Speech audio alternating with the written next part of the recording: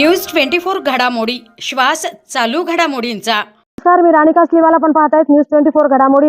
गेल्या महिनाभरापासून विधानसभा प्रचाराच्या निवडणुकीची रणधुमाळी सुरू होती आणि 20 नोव्हेंबर रोजी महाराष्ट्रातील तमाम उमेदवारांचं भवितव्य मतपेटीत बंद झालंय आणि आज तो दिवस उजाडलाय। आज 23 नोव्हेंबर आपण पाहू शकता माझ्या ह्या बाजूला मोठ्या पोलीस बंदोबस्तामध्ये आज मतमोजणीला थोड्या वेळातच सुरुवात होणार आहे।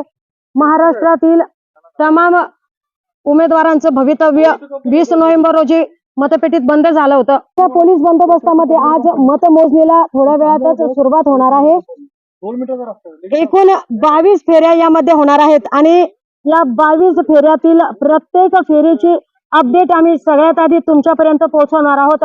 त्यासाठी कुठेही जाऊ नका, पाहत राहा फक्त न्यूज 24 घडामोडी।